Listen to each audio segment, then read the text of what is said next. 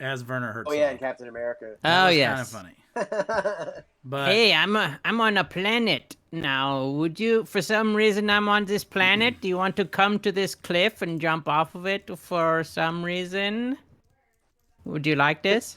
Coming to this iron factory in America. There's a man. Is an Iron Man. the only possible, Is the only creature that could possibly defeat Captain America is Grizzly. It's a grizzly. An American grizzly only bear. creature that could defeat Captain America is the great googly bear. We have Was transformed eaten alive. your protege, Monks. Bucky. I keep like turning it into Arnold. Your protege. My Herzog goes like, I was working with Klaus Kinski and I couldn't believe it. We actually moved the boat over the mountain. We moved the boat over the mountain. We got the savage Indians. I love we the got them to fucking put the. internet. Yeah, it's the best film. It's my best film. Aguirre. Get a laugh of God. We're tweeting over All right, you got it and open, over Sean? again. Yes, I have it open. I'm ready. Okay, if our stream doesn't pop up after a few minutes, let me know. Okay, I will let you know. Alrighty. I am going live. I'll say food. Oh, Carter, and all you have to say is "and Carter" after I say "and John." All right.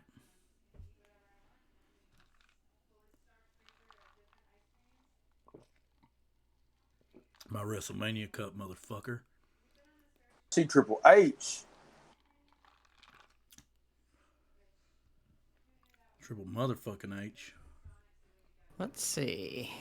Hunter All Hurst. right, here I'm going, boys. You going? Okay.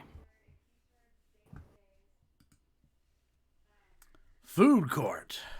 The movie podcast and Twitch stream where Sean And John.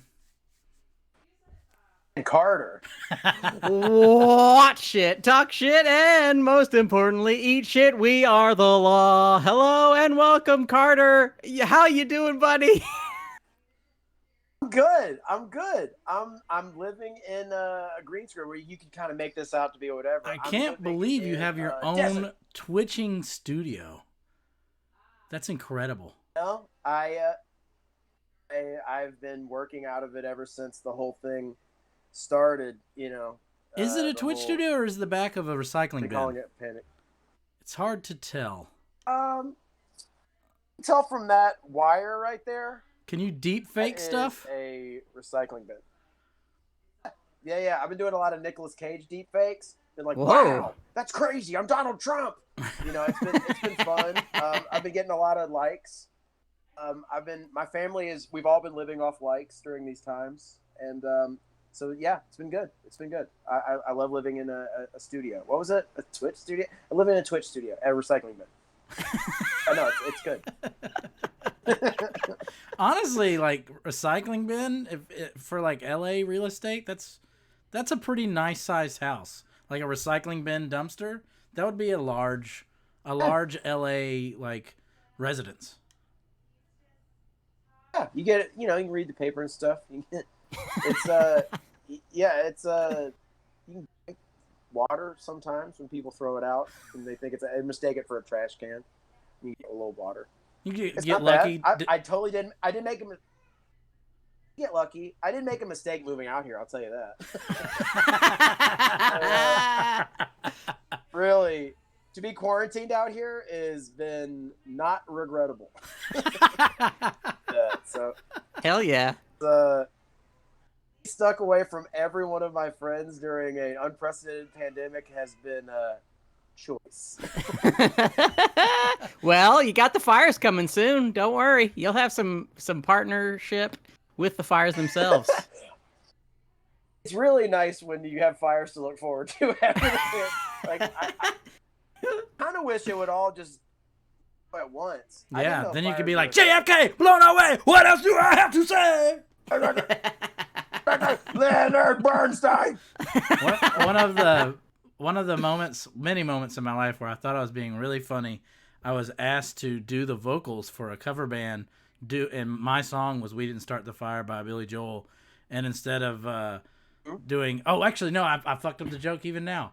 It was an REM cover night, and I asked for "It's the End of the World as We Know It," and then I just sang "We Didn't Start the Fire."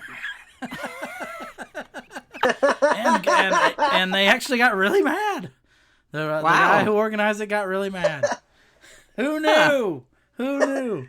Well, Carter, the fire you've lit in our hearts is you chose for our weekly movie excursion, the John Frankenheimer. I think it's 1966. Is that correct? 1966. Yes. I guess you can't call it a classic because nobody went to see this movie, and nobody really. I think it's getting some steam, like it's getting that Criterion cred.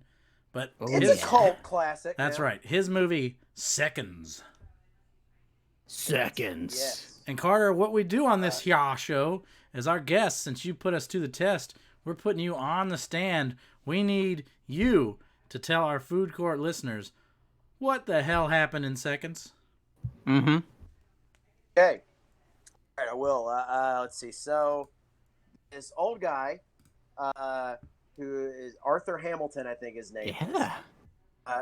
He starts receiving phone calls from his friend who died, and he's like, "What's going on?" And he's like, he gets this address, and he's like, "Go to this address," and it's this shadowy it's this shadowy business known as the Company.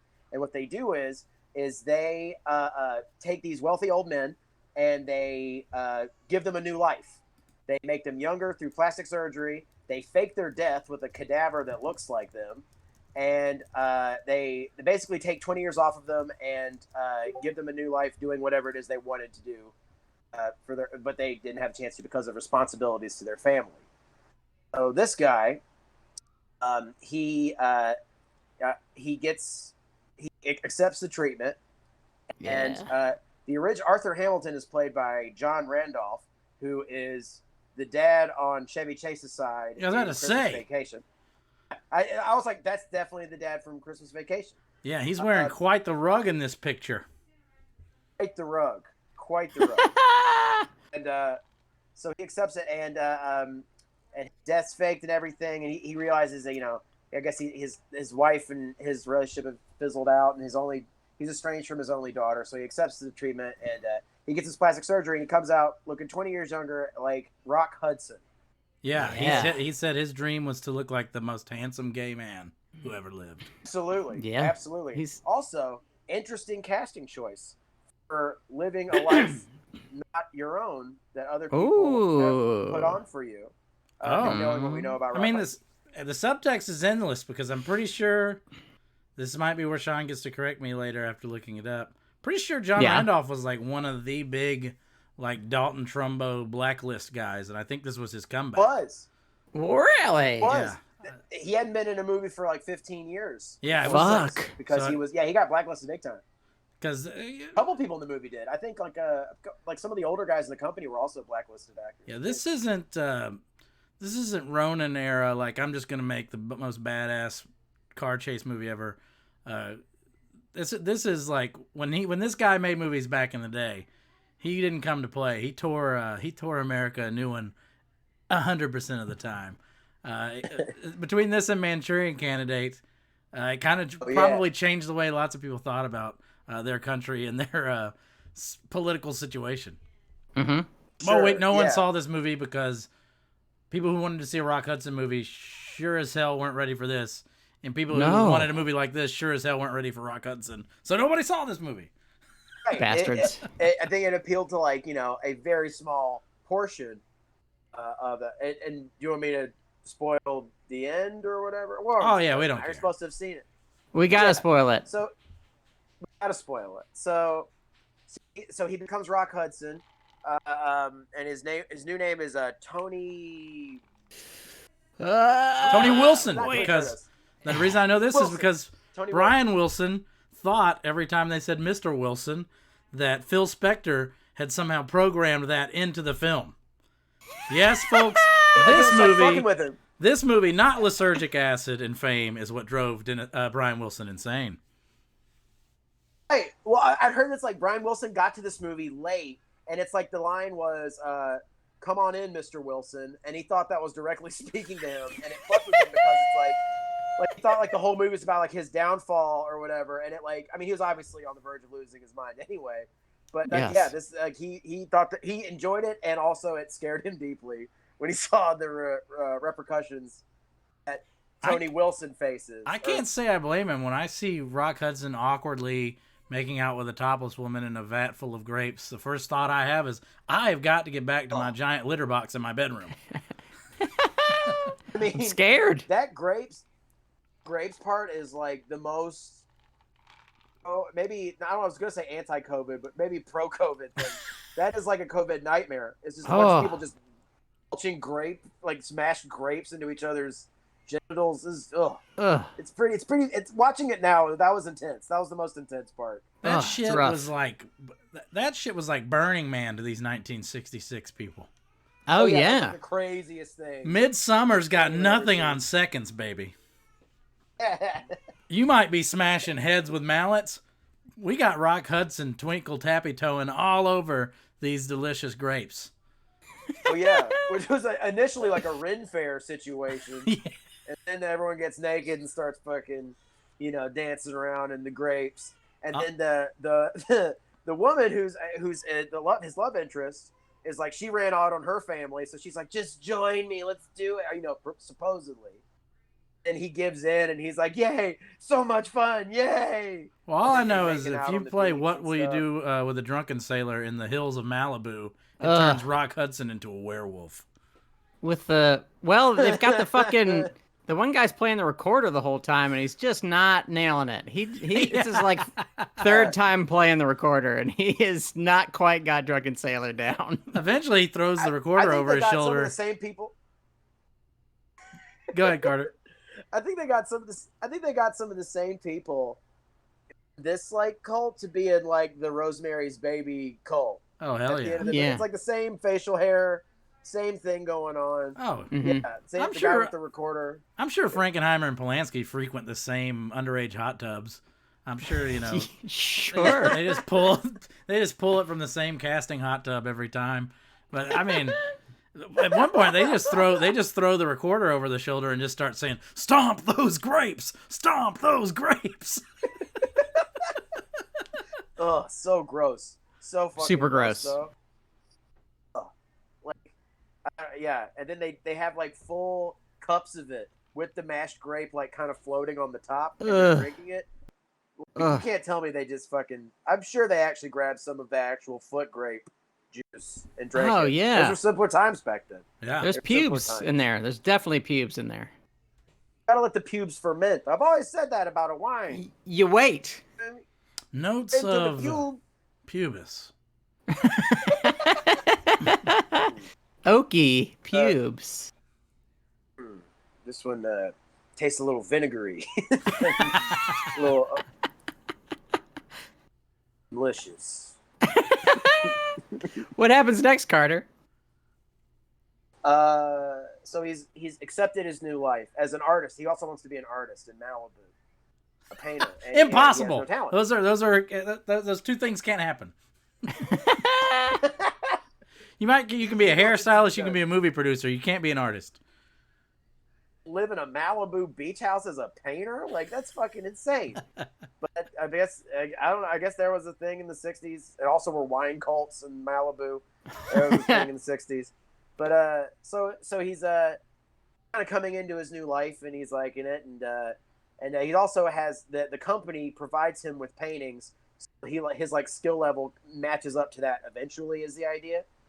But so and then he's eventually his manservant John, I think his name is guilty. Yes. Guilty as charged. Guilty. He goes. he suggests they have a party, so he has this party and he gets too drunk. Also, side note: Rock Hudson actually got plastered for that scene. I believe it. For that scene. He seems very convincing. Fucked up. Rock Yeah. Hudson's great in the whole movie, but so he gets drunk and he starts saying all this shit they shouldn't be saying. Like he has a daughter, and he knows what it's like to be a Harvard man because he went to He said something. Someone said something about being a Harvard man. He said he went to Princeton, which is not in line with his character. And eventually, he gets detained in the other room, and everyone at that party is also what they call a reborn. They're all went to the same surgery too, and the girl that he's been chasing after works for the company. Yes. So this rubs him the wrong way, and he wants to be reborn again. He doesn't like this. Ugh. It feels insular, weird, you know, like a fraud. He feels like a fucking fraud. He is. So he's a fraud. Why wouldn't you want to be reborn when you're reborn into the perfect body of Rock Hudson? You get to boink blondes at wine orgies. Why wouldn't you want to go back to your sweet banking lifestyle where you're married to some Angela Lansbury wannabe? He's got a Rolex. Who hates you? Yeah. Yes. Uh-oh, we lost Carter. What happened next, Carter? Hello? Oh, you're here. Okay, oh, sorry. I mean, he's probably forgotten. He's gotten so deep in. Carter's in too deep at this point. Where does this land, our dear savior, Rock Hudson? Well, so he goes back to the company and he explains, this is working out, and he's like, I want a new life. I want to be reborn again. And they go, well, you have to find a new candidate. That's how he was found, because his friend, who was supposedly dead, pegged him to be the candidate. So he's like, okay, let me think about it. And he gets put in this waiting room. And the person who he initially asked a question earlier when he was John Randolph, now he's Rock Hudson. This guy is his friend. His friend recognizes him. And he's like, his friend, the mayor from Jaws. That's right, the mayor from, what's his name? Is that him? Yeah, Murray Hamilton. I don't know his name, but that's definitely the mayor from Jaws. He looks so familiar. I couldn't put a finger on either. That is the mayor from Jaws. I never forget a snappy suit. Oh, that's him. A, Lady A, as they say. But yeah, so Murray Hamilton, his friend who set him up for it, starts crying because he's like, I'm free now. To be reborn again, because I don't know. He gets taken out of the waiting room, and Rock Hudson's left in the waiting room, and this doesn't suit Rock Hudson at all. He talks to the old guy, who I think he's just called the Old Man, who's the leader of the company, and he's like, I want to be reborn, and I can't think of anybody. I just can't think of anyone I'd subject this to. And they like, well, we'll fix it. They put him on this hospital bed, and they wheel him off, and they essentially drill a hole in his head and kill him. Yes. Yeah. The end. The end. It fades to they drill a hole in his head. It fades to white, and then you see two people walking on a beach. I think it's him and his daughter. I think so. Reunited on the beach. United. Well, Carter, I'll give you points for thoroughness.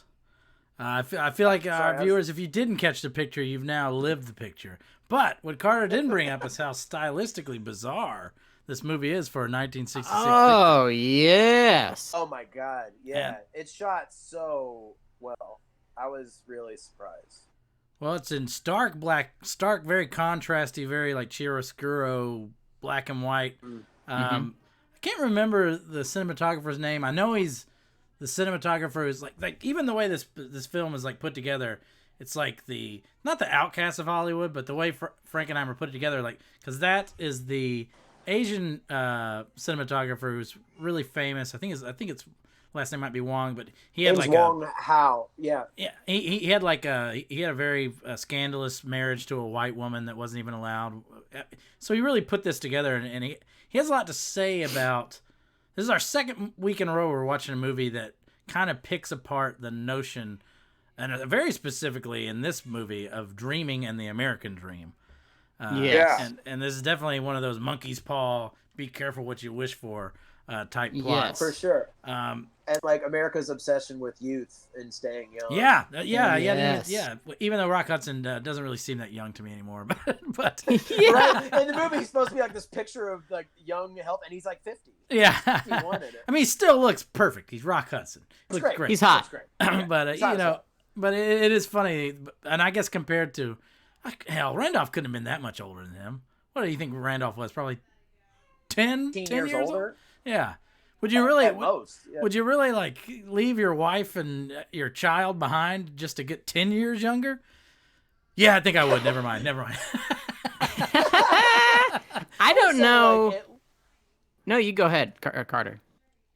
I was saying at least 30. Like, wouldn't you want to at least be put back at I wouldn't want to be like 20 again. He should have been transformed into Montgomery Clift or something. Oh, you know? yeah. Red hot gay Hollywood meat. Come on. Well, one thing I don't quite understand is like, okay, so if I now, as a very old man, got turned into a younger man, my body would still feel like shit, right? Wouldn't it?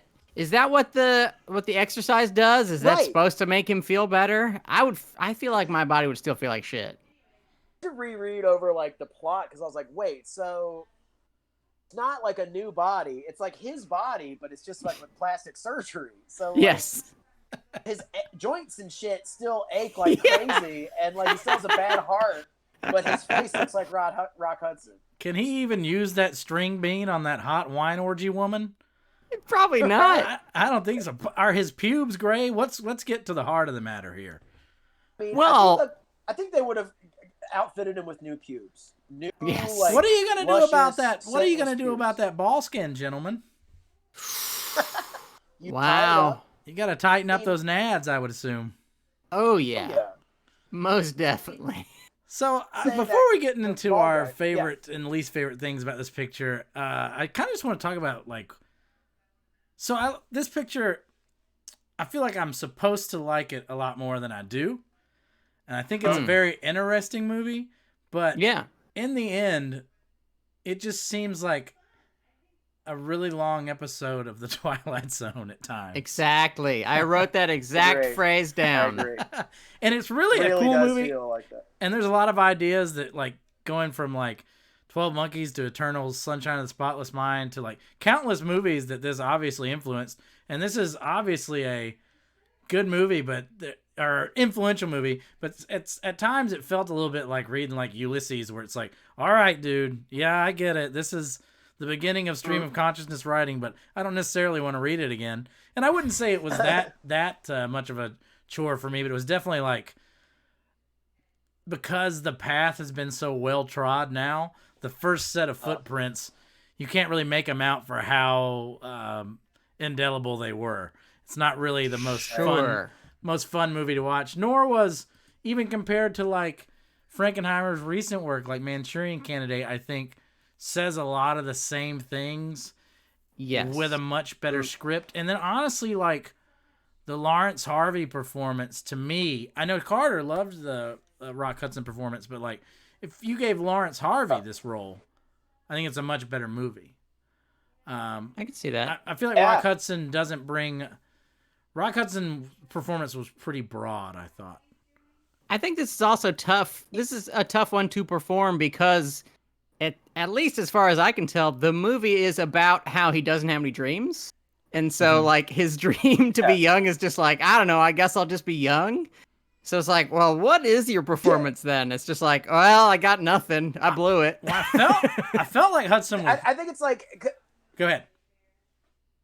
I feel like half of it was like, he has no ambitions. He's like, I want to be a tennis champion. And they're like, that's not happening. Painter then. Like, nah, dude. Okay. But like, I think Hudson brought a lot of that, I'm a leading man's man, but I'm gay sort of... his performance that, like, maybe in hindsight, it was, like, more interesting to see. At the time, maybe it played as a little broad. Right. But, like, I think considering, like, maybe with the character, he identified with it. I mean, like, I know, like, Kirk Douglas was supposed to be one of the people, or Kirk Douglas was supposed to be one of the people Frankenheimer. Different picture.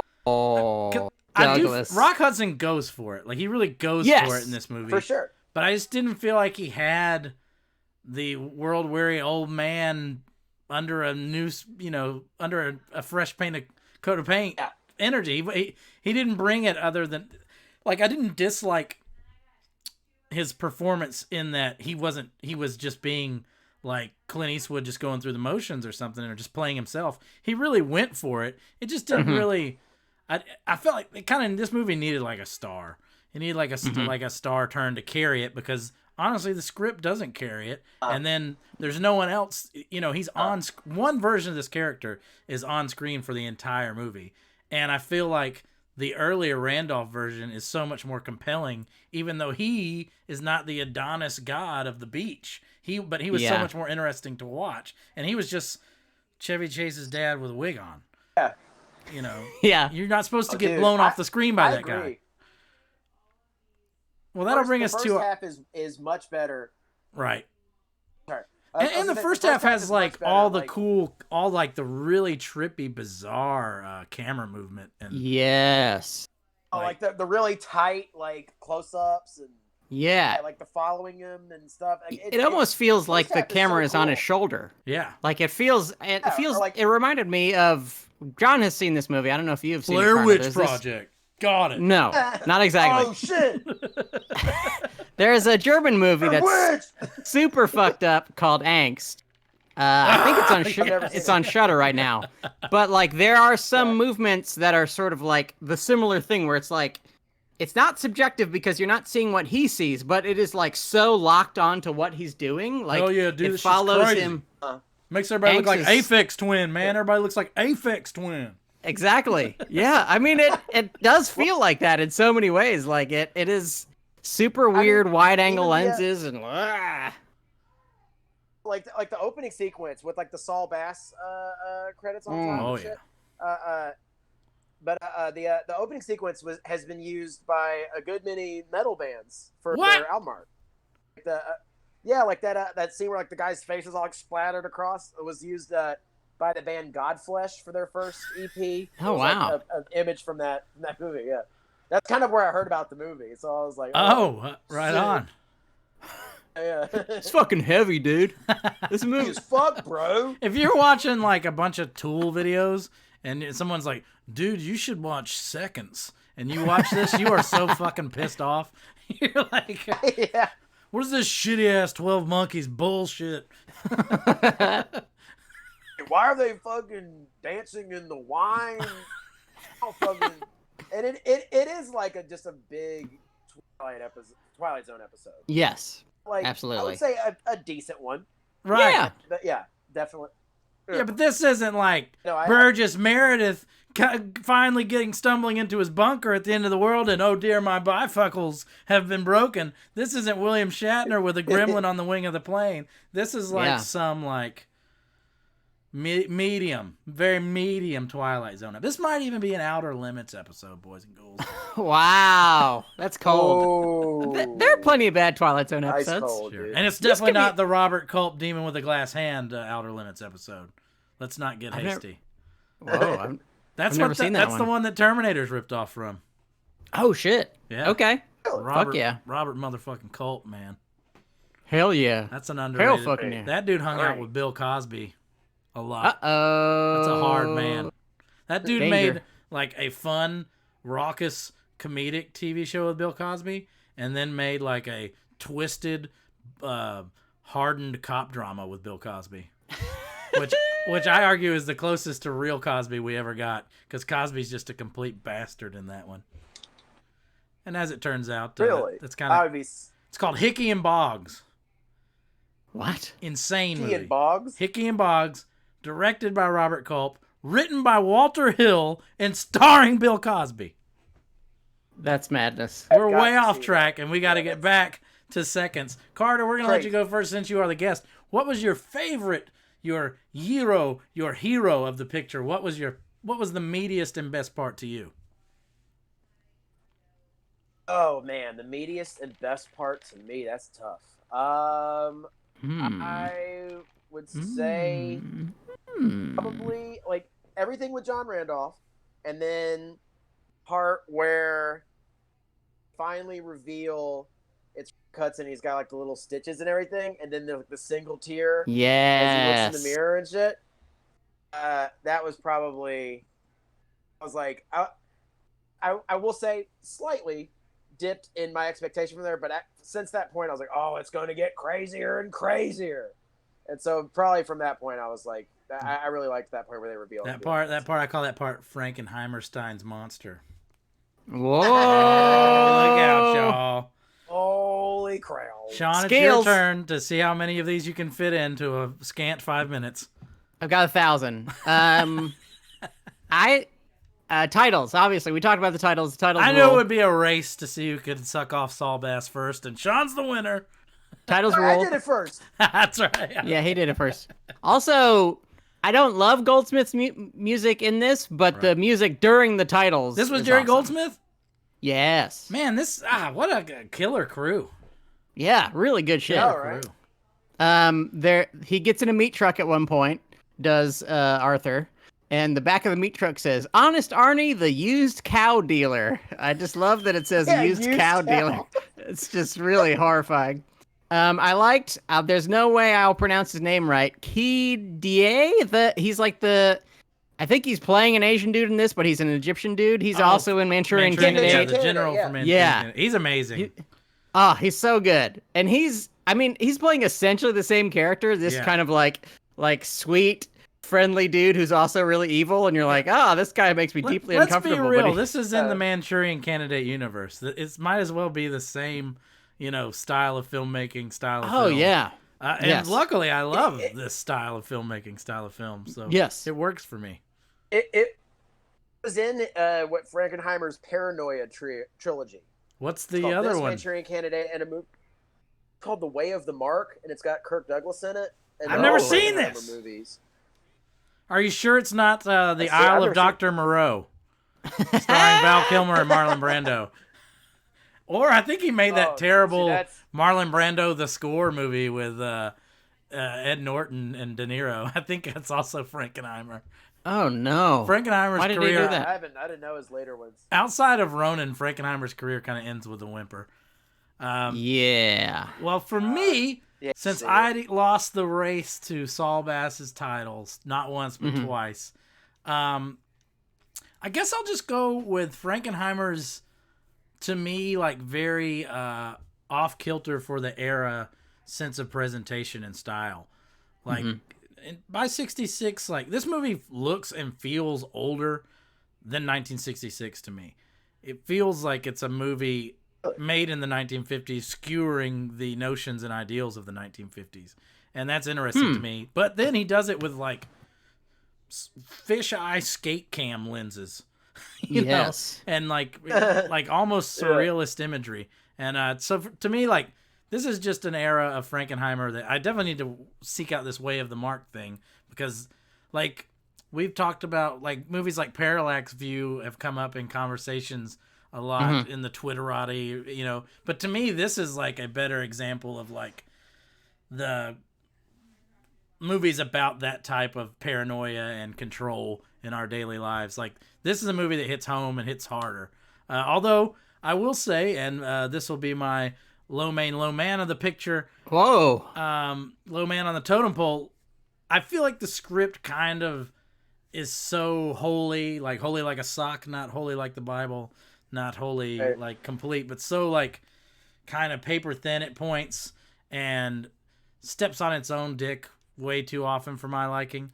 Like it can be kind of a clunky picture. I feel like the people making this movie elevate it, and I like the general ideas behind the movie and feel like, oh yeah, this is a cool notion. But maybe I just feel that way because it's been done so many times now, and movies like this have been made. You know, we've seen this twist before.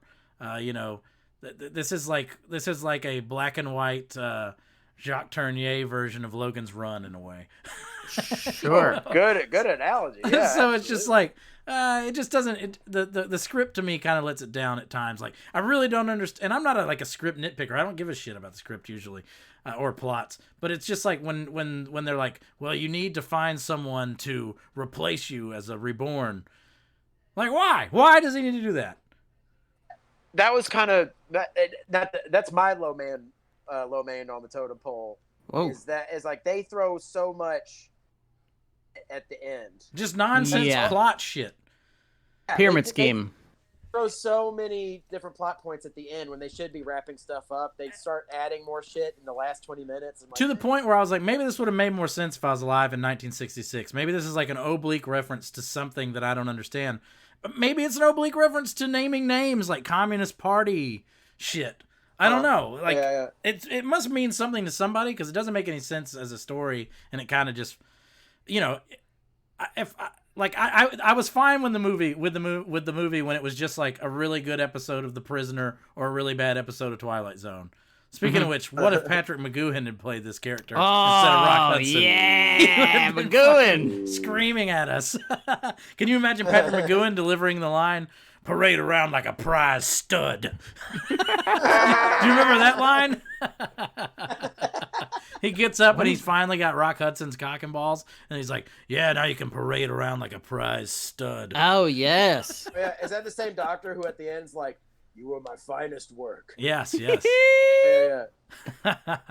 Well, that's your low man, Carter. Sean, that leaves us to you. What did you not like about Seconds? Okay, a few things. Mostly, there were just a few times when I thought scenes didn't need to be as long as they were.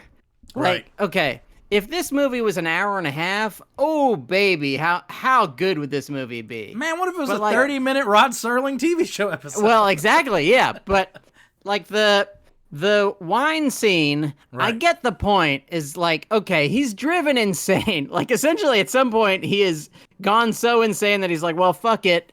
I'm insane. I'll enjoy this thing that I'm clearly not enjoying. Like, at some point, the switch flips, and he's like, well, I hate this. It's called pulling a Rock Hudson's whole career. Yes. Yes.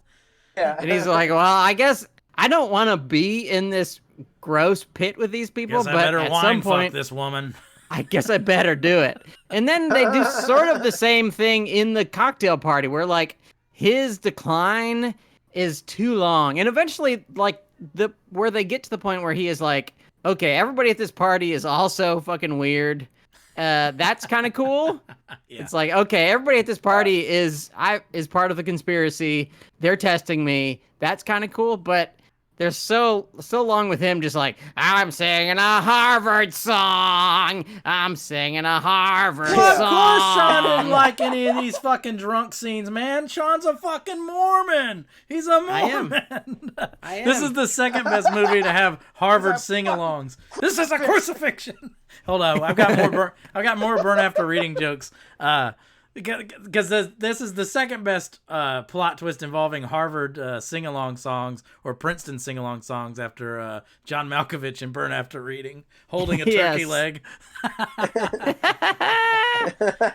I get what, but doesn't it? Go ahead, Chart. Okay, sorry. I do think Sean. It's kind of fun. George Clooney going, oh, what? Yeah. I do think. Carter's gone full Blair Witch mode on us. I do think, Sean, these scenes that you brought up, I kind of enjoyed like the Orson Welles level, like overindulgent filmmaking of it all. Sure. It really looked like that film that Bogdanovich just pieced together. I think it was called like Last of the Wind or Side of Wind. Yes. Side of Wind. Yeah.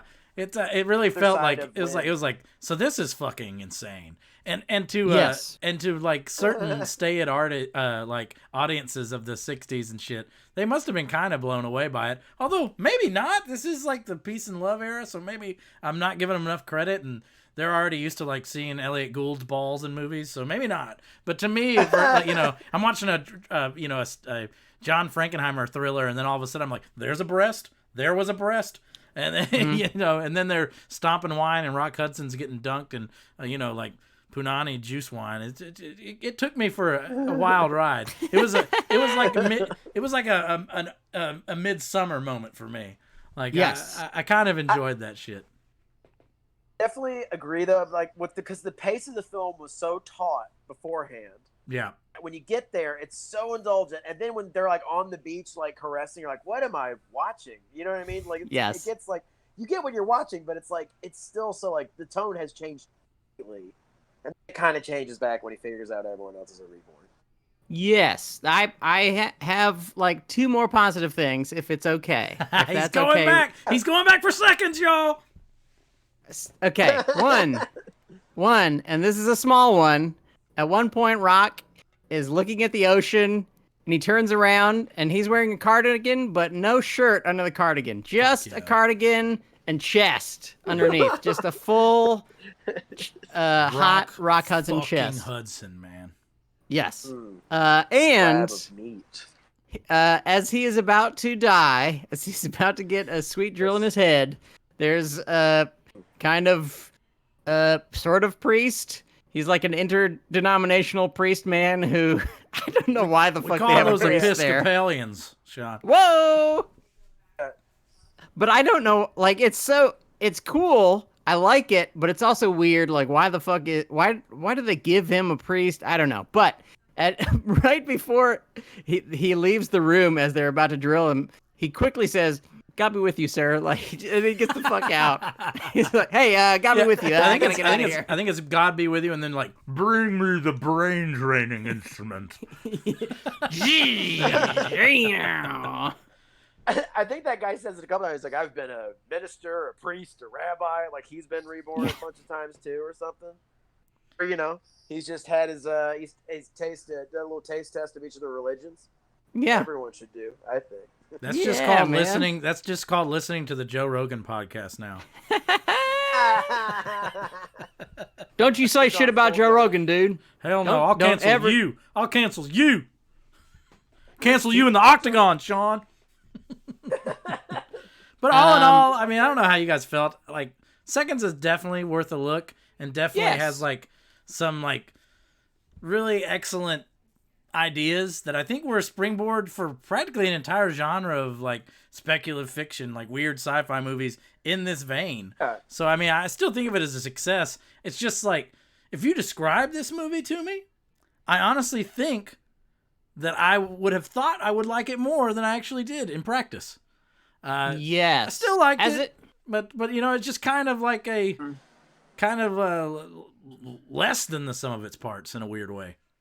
Yeah, almost immediately, there was probably like maybe 25 minutes in when I was like, this does feel like a long Twilight Zone episode. Like at that point, and once I like put my finger on that, I was like, oh boy, I'm never gonna get that out of my head. This movie is never gonna recover from the fact that I realized this is a Twilight Zone episode. It's kind of like it's like when you're watching one of those BBC, like mystery shows or BBC movies or BBC series, and as soon as you notice that BBC style of filmmaking, you're like, this is a fucking TV show. It'll never be anything but a fucking TV show. It can't like aspire past. It can't aspire past what that BBC level of filmmaking, which is a high level of filmmaking. But you're still like, this is a fucking Agatha Christie murder mystery. This is not even. Why am I watching fucking 5 episodes of this? It just kind of gets stuck. Like occasionally, like, oh yeah. Even if you're bummed, it's like occasionally like, oh, it's getting a little weirder though. Yeah. Did you see that? Did you see that episode of Black Mirror? I don't watch fucking TV. I like cinema. Okay. Yeah. If you tell me if you think Black Mirror is like the best thing to come out in the last few years, you don't know this, but you also like Poldark. God damn it. You're just my old nana sitting in her rest home watching bullshit. Get thine to a movie theater. With the boys of Food Court. Carter, before we get out of here, please tell us where we can find you online and what you've been up to lately. Oh God, you can find me on hell yeah, Instagram at Carter_Glascock. Nice. You can find me on this podcast called The Goods from the Woods. I do it with my friends Rivers Langley and Sam Harder out here in Los Angeles. And I got some stuff coming out, I suppose. So I'm going to try to get a website up soon. A lot of different stuff going on. A lot of ins, a lot of outs. Don't break quarantine, everybody. Don't do it. I live in hell. I live in a hellhole, and I'm in hell. It's all good. There's more stuff than Netflix, Don't just watch Netflix. Watch other shit. Get the Criterion Channel. BBC. Sean, tell them when and where and how they can find us. Okay. On Twitter, you can go at Food Court Cast. On Instagram, you can do Food Court Movie Podcast. We're on all of your favorite podcast apps. If you're not watching us on Twitch, you should follow us on Twitch. It's just twitch.tv/foodcourtmoviepodcast. May I do a big announcement, John? Is that okay? Is it too early or is it too late? It's just on time. Next week, 9 o'clock Central Standard Time. Who will be joining us, Sean? My good friend and yours, a man named Mark Anunson, who has never been on the show. I tried to get him on the show a few times, but he didn't want to. He's too damn big for movie theater seats. We had to wait for the COVID. I wanted to pay him. The thing about doing the show when we went to the movies is that I would buy you food and a movie. We would Why bribe wouldn't people. you want to do that? And Mark actually is one of the great people to go see a movie with, because Mark will do the ultimate movie prank, which is when you get in the movie theater, you make sure your friends go first. Your friends go sit down. Then when you get into the movie theater, you look around for your friends for an insane amount of time. Never find them. Even looking, you got to do your hand like this, like you're looking over the Matterhorn or something. And Mark would just drag that as long as he could. And then in the pièce de résistance, Mark would get the only thing you can get at a movie theater that is completely inedible, which is snow caps. Oh, they're good. And then he turns to you. Don't listen to Sean. Christ. And then he turns to you. Snow caps? Because he knows you're going to say no. A bastard. I'd ate like 1,000 of those snow caps. What are we going to be watching? This is going to blow both of your fucking minds. Is it Time Cop? He loves Time Cop. It is not Time Cop. In my opinion, it's something even better. It's a film by a man you may have heard of named Paul Verhoeven. And it's about these boys from Brazil who go up to space to fight some bugs. It's a little film called Starship Troopers. And I am really so excited about this. If Seconds hasn't made you yearn for the death of the American dream, Starship Troopers will do it to you. Yes. A vapid, empty world ruled by plastic fools. Yeah, we're really getting balls deep into some fascism lately. Hey, why not? And it's trending. It's trending right now. It's really big right now. We accidentally celebrated a fascistic cop on Black Lives Matter Day, so we got some catching up to do. We're trying to be good. We're trying to be good boys. Well, Carter, thanks for being on the podcast with us, buddy. And for Sean and Carter, John Burr saying, guys. Bon appetit.